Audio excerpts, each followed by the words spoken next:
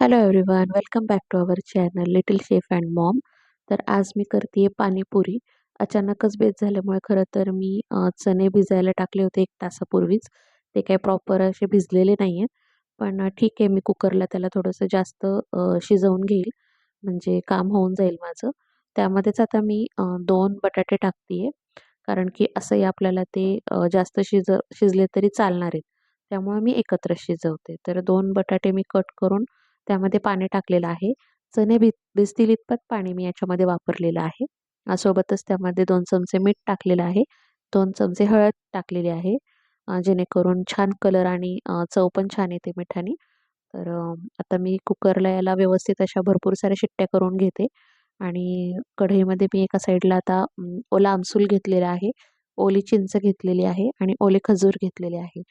आमसूल तुम्ही स्किप करू शकता जर नसेल वापरात तर, पण एकदा ट्राय करून पहा असं मी म्हणेल. छान पाणी लागतं त्याच्याने. तर आता हे सगळं मी पाणी टाकून शिजवून घेते आहे. खजुराच्या बिया मी काढून घेतलेल्या आहेत आठवणीने. आणि आता दोन्ही गोष्टी एका बाजूला होत आहेत. तोपर्यंत मी एक साईडला लगेचच पुऱ्या तळून घेते. रेडीमेड पुऱ्या आहेत या मशीनने प्रेस केलेल्या. आता कुठं लाटत बसणार ना, आणि अचानक ठरलं आणि असंही पुऱ्या वगैरे घरी लाटून खूप वेळ लागतो. त्यामुळं मी शक्यतो रेडीमेड पुऱ्याच वापरते. तर आता इथे मी गूळ घालते आपल्या चिंचेच्या पाण्यामध्ये. गॅस मी बंद केलेला आहे, कारण की चिंच खजूर व्यवस्थित माझं शिजलेलं आहे. भरपूर पाणी गरम आहे, त्यामुळं आपोआपच गूळ मेल्ट होईल त्यामध्ये.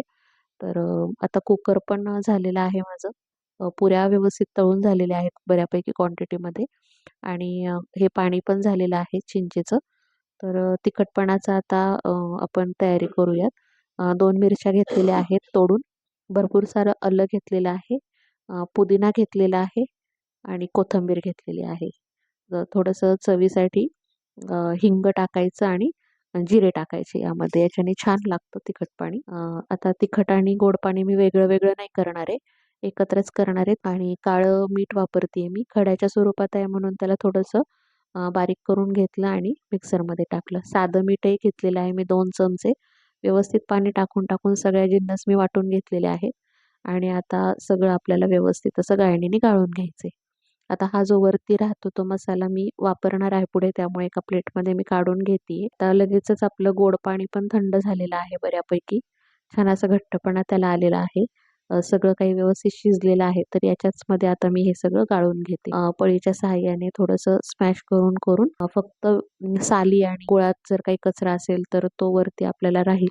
अशा पद्धतीने सगळं व्यवस्थित असं गाळून घ्यायचं आहे. एवढा लाँग प्रोसेसने जर जायचं नसेल तर सरळ मिक्सरमधून काढलं आणि मग गाळलं तरी चालेल याला. पण मी पळीने केलेलं आहे, कारण यालाही फार काही वेळ नाही लागत. सगळं काही छान मऊ शिजलेलं असल्यामुळं पटपट झालं आणि वरती फक्त चोथा राहिला. बघू शकता. तर हे दोन्ही पाणी व्यवस्थित गाळून झालेले आहेत, पण हे स्ट्रॉंग आहेत कारण की आपण पाण्याचं प्रमाण यामध्ये आता ॲड करणार आहोत. तर आता जेवढं आपल्याला क्वांटिटी करायची त्या हिशोबाने पाणी टाकून घ्यायचं. याच्यामध्ये काही मसाले मी ॲड करायचे ठेवले होते, त्यामुळेच मी चिंच वगैरे थोडं कमी-कमी वापरलंय. तर आता याच्यामध्ये मी आमसुलाचं पावडर पण टाकलेलं आहे 1 चमचा. लिंबू पिळला आहे अर्धा आणि लाल तिखट टाकलेलं आहे. 2 लिंबाच्या स्लाइसेस पण टाकलेल्या आहेत. त्याच्याने छान चव येते. इथे मी कुकर उघडलाय तर बऱ्यापैकी चणे शिजले होते. यामध्ये आपण जो हिरव्या चटणीचं ते वाटण राहिलेलं टाकायचं आहे आणि पाणी टाकून स्मॅश करून घ्यायचं आहे स्मॅशरनी. थोडंसं रफच स्मॅश करायचंय.